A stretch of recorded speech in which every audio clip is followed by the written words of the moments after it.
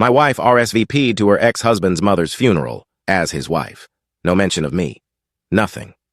And the cherry on top? I found the invite on our fridge taped over our wedding photo. That same night, I read her texts. You were always better. Then Hank. Better? At what? Lying? I didn't cry. I didn't scream. I started plotting. I thought I was married. Turns out I was just a background character in a soap opera I never signed up for. Name's Hank Vesser. 42.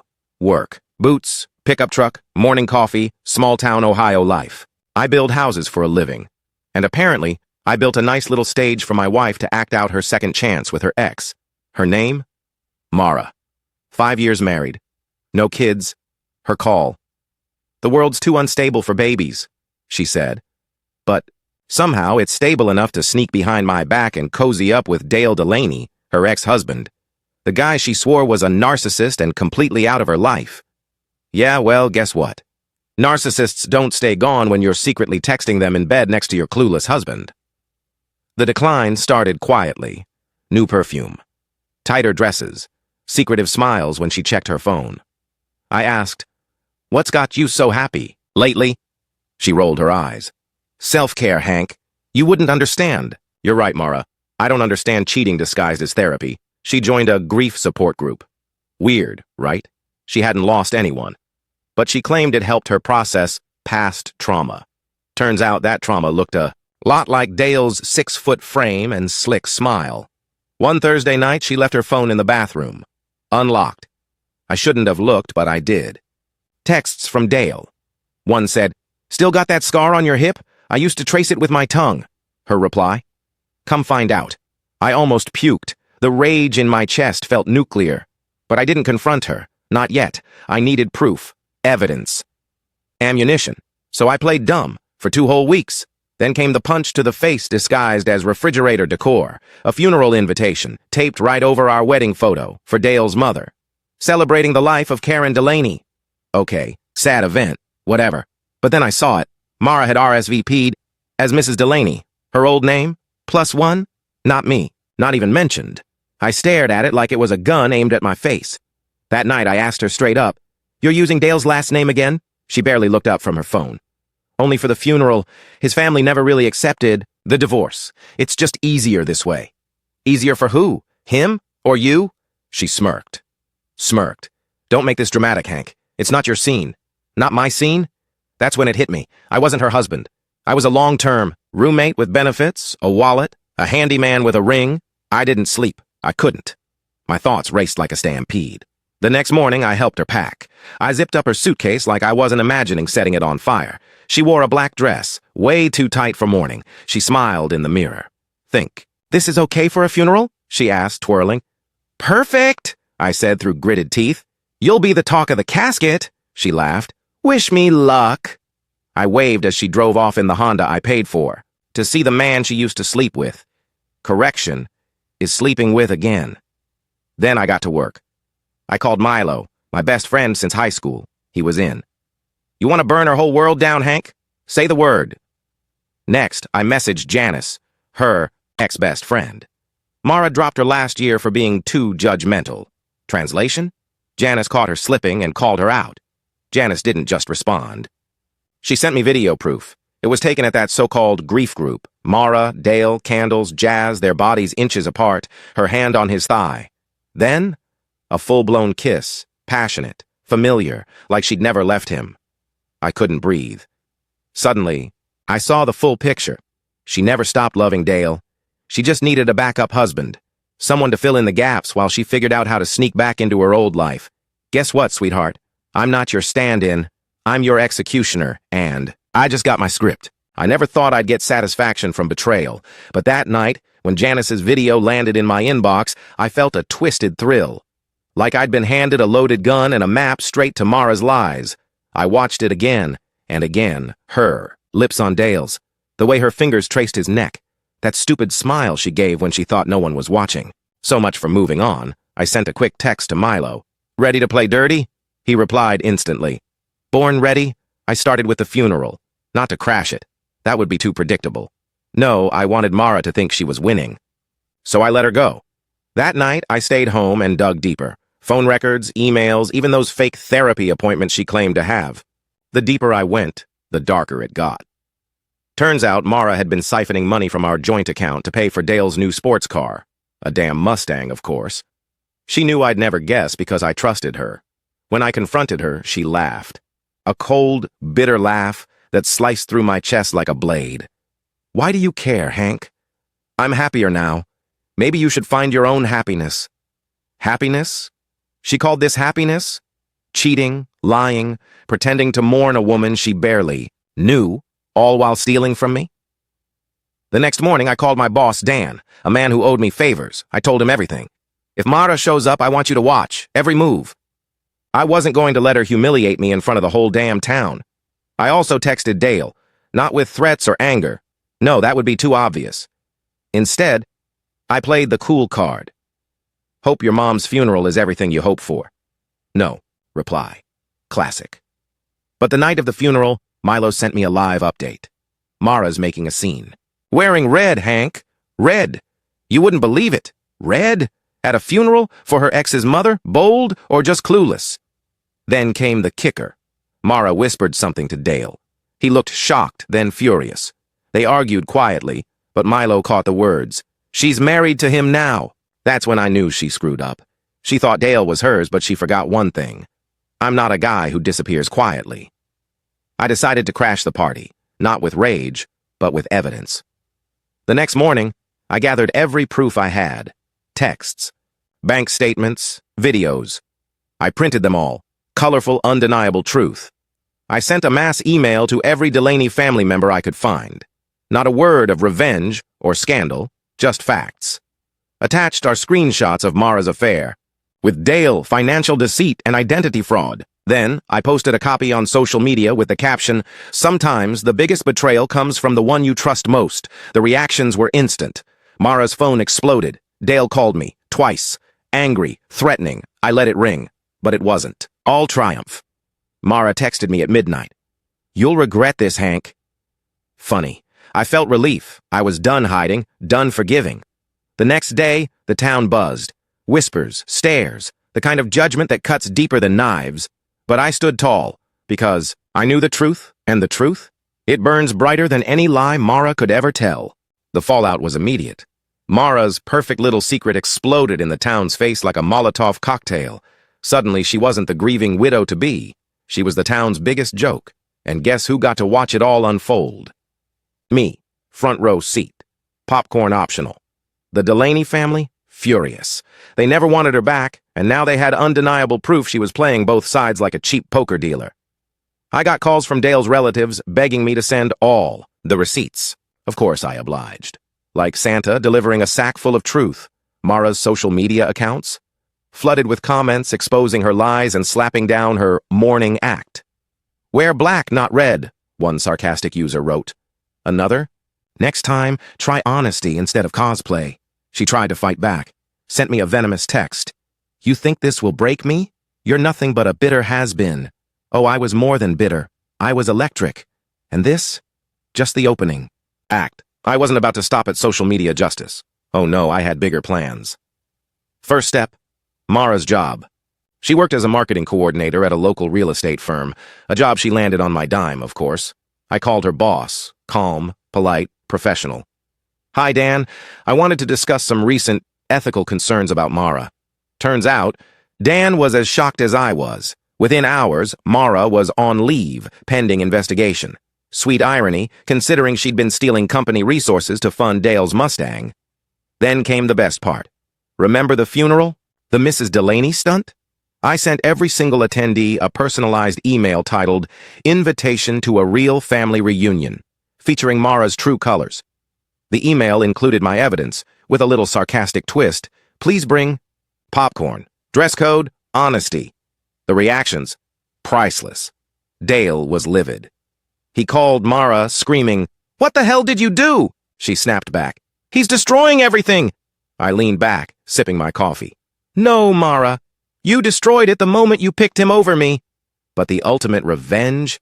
It wasn't just public humiliation. It was watching Mara lose me. I had enough dirt to last a lifetime, but I didn't want a petty ex-wife meltdown. I wanted freedom. So I packed my bags. I booked a one-way ticket out of Ohio to Florida, Miami, a fresh start. New skyline, new life. Before I left, I sent one last message to Mara. Simple. Goodbye, Mara. Here's to hoping you find the happiness you faked with Dale. I'm off to live mine. For real.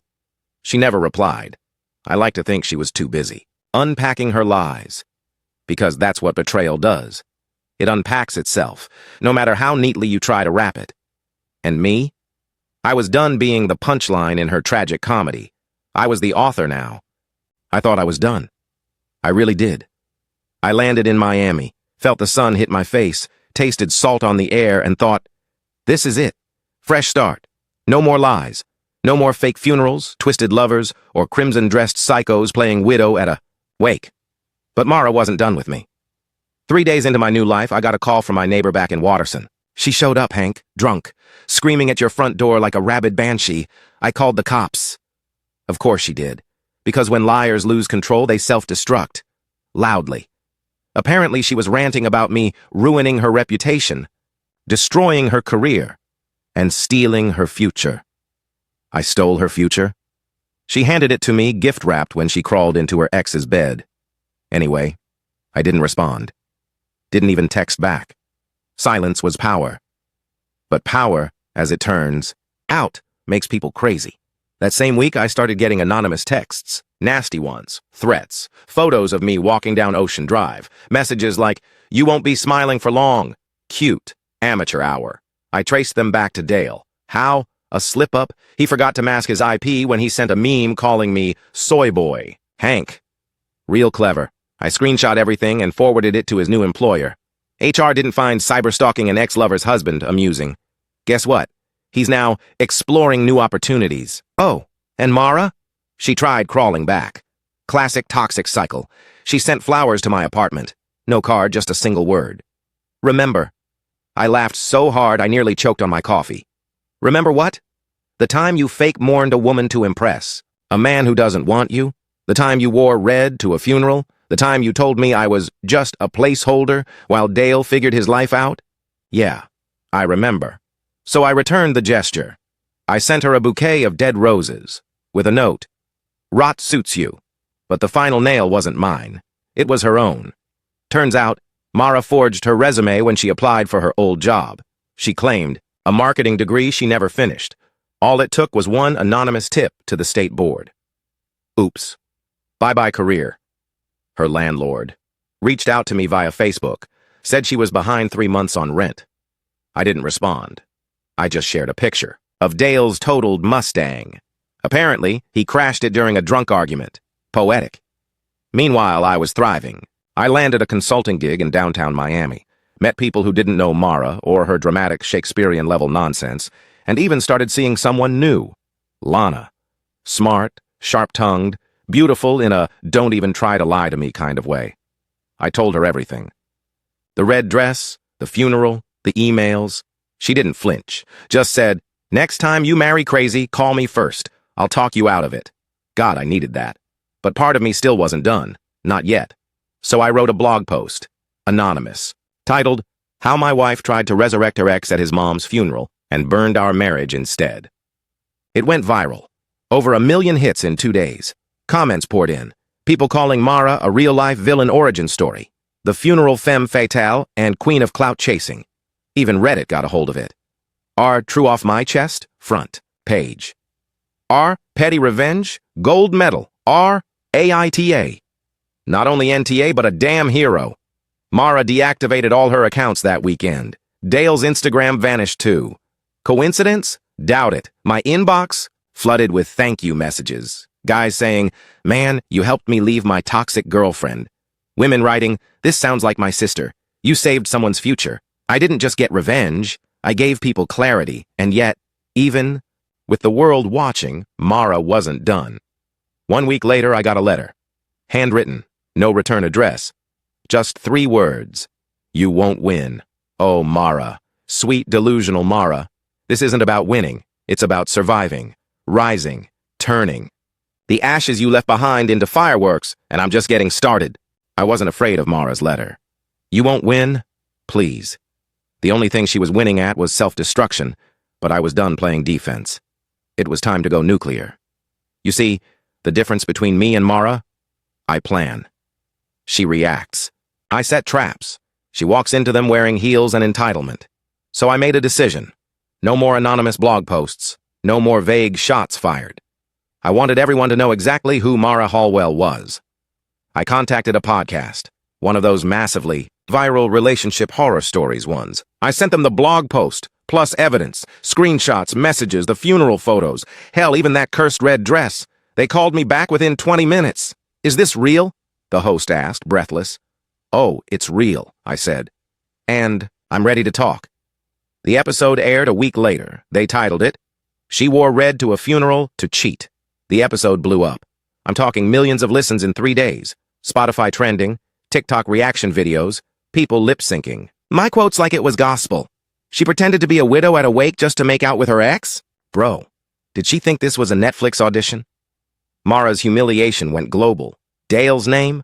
Doxed by a Reddit sleuth within 12 hours. Turns out he had a whole second family in Atlanta no one knew about. A wife. 2 kids. Suddenly, Mara wasn't just the crazy ex. She was the other woman. Again. She tried to clap back. Created a YouTube video titled, My Side of the Story. 6 minutes of crocodile tears and mascara-streaked nonsense. He manipulated me. He abandoned me emotionally. Dale was the only one who listened? Oh, please. She turned off comments within an hour. Too late. The internet devoured her. A guy from Our Legal Advice DM'd me and offered to help press harassment charges for her texts and stalking. He helped me file a cease and desist. And when Mara broke it by emailing me again, subject line, You think you're so perfect, the court slapped her with a temporary restraining order. And now, here's where it gets poetic, guess who? Served her the paperwork, her former boss, Dan. Apparently, she tried begging him for her job back. Instead, he handed her the envelope and said, You've officially burned every bridge, Mara. You're on your own now. Let me tell you, when you make karma your business partner, the dividends are delicious. Meanwhile, my life? Skyrocketing. I launched my own consulting firm. Clients were pouring in thanks to my sudden viral fame. I didn't even need to advertise. Hey, aren't you the guy from the podcast? Became my new icebreaker. Lana and I, still going strong. She moved in last month. One night, she caught me rereading Mara's letter. You okay? She asked. I smiled. I'm not mad. I'm just amazed someone can dig that deep a hole and still think they're standing. We burned the letter in the sink. And yet, there was one last piece to this puzzle. One final thread dangling in the wind. Mara's mother. She'd always hated me. Thought I was too ordinary. Not enough vision or ambition. She once told me, You're a couch, Hank. Dale is a chandelier. Well, guess what, Judith? Your chandelier exploded. She emailed me. I'm sorry for what Mara did to you. I didn't raise her to be this way. I didn't reply, but I forwarded the message to the same podcast. They used it in a follow-up episode titled, Even Her Mother Knew. Comments? Savage. I would fake my own death to escape this woman. Mara Hallwell, the gift that keeps on giving, for all the wrong reasons. She's a real-life horror movie with bad lighting. She became a cautionary tale, a walking, talking red flag. Parents used her story to teach their teens about self-worth and lying. Therapists referenced her in sessions.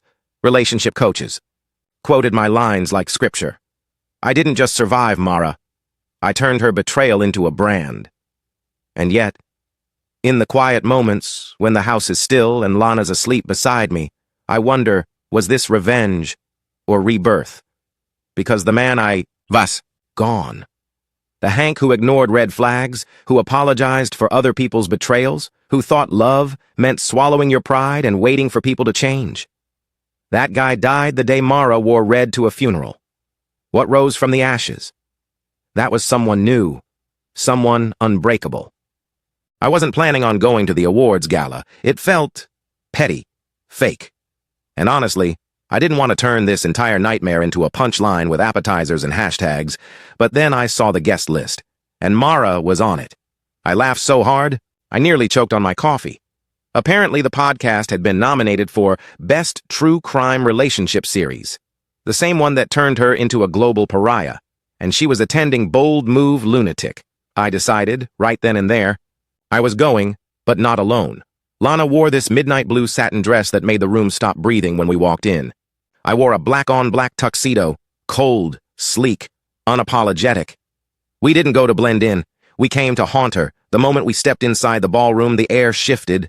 People whispered, stared. Some tried to act subtle. Others came right up. "You're the funeral guy, right? You're a legend, man!" "Dude, I dumped my cheating ex because of you. Straight up." Mara stood near the stage, clutching a champagne flute like it was her last offense. Her hair was darker now, more severe, and her eyes, those empty, fake laugh eyes, locked onto me with a mix of disbelief and sheer panic. "Oh yes, sweetheart. I'm still standing." They played a highlight reel before announcing the winners. The screen lit up with clips from the episode. She wore red to my father's funeral, to make out with her ex. I didn't lose my girl. I lost a parasite, with good contour.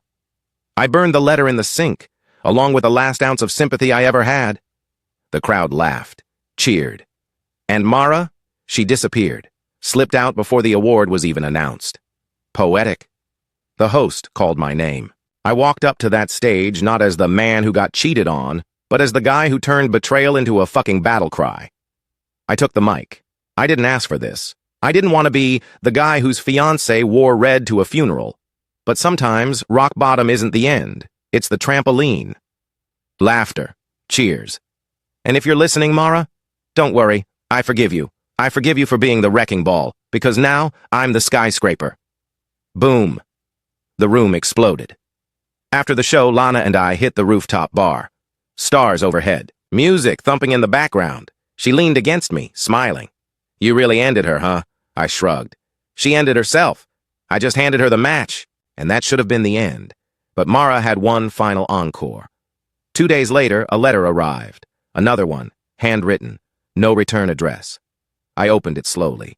My hands didn't shake this time. The paper was smudged, maybe from tears, maybe from desperation. It read, "Hank, congratulations. You got your revenge. You humiliated me, destroyed my life. I lost my job, my apartment. My parents barely speak to me. Dale ghosted me after the podcast aired. Turns out he just wanted to see if I'd actually cheat. Surprise, I did. Everyone sees me as a villain now. But I wasn't always like this. You know that. There was a time you loved me. A time I thought you were boring, steady, safe. But I didn't need fire. I needed warmth. Now I have nothing but smoke. I'm sorry." For a moment, just a flicker, I felt something twist in my chest. Not regret, not sadness, just pity. I put the letter back in the envelope and dropped it in the fireplace. It burned quietly, like a ghost finally fading. 2 months later, I gave a TED Talk titled "The Art of Losing Everything and Finding Yourself Anyway." It went viral. I signed a book deal, got invited to speak at a men's retreat in Oregon, where the main theme was rebuilding after betrayal. Turns out grief has fans, and pain.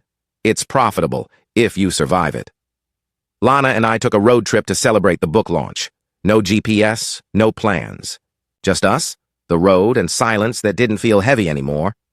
We stopped at a small diner off Route 19.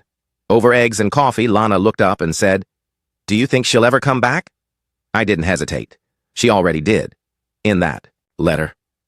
That was her funeral. Then I laughed. Hell, she wore red to it. We clinked our mugs together, the ultimate toast. To freedom, to rising, to surviving a woman who thought love was a game, and lost spectacularly, and to all the other boring, stable, loyal men who've been made to feel like they weren't enough. You are, we are, and if you ever get a letter like I did, light it on fire. Then light the sky. And here it is, the finale of today's story. Did everything turn out as you imagined, or did it end unexpectedly? I'd love to hear what you think. Leave your thoughts in the comments below, and let's dive into the discussion together. If this story kept you in suspense, don't forget to give it a thumbs up. And if you haven't signed up yet, what are you waiting for? This is your chance to join an incredible community where exciting new stories unfold every day. Click the subscribe button and turn on notifications to stay up to date. Thanks for your attention and see you on your new adventures.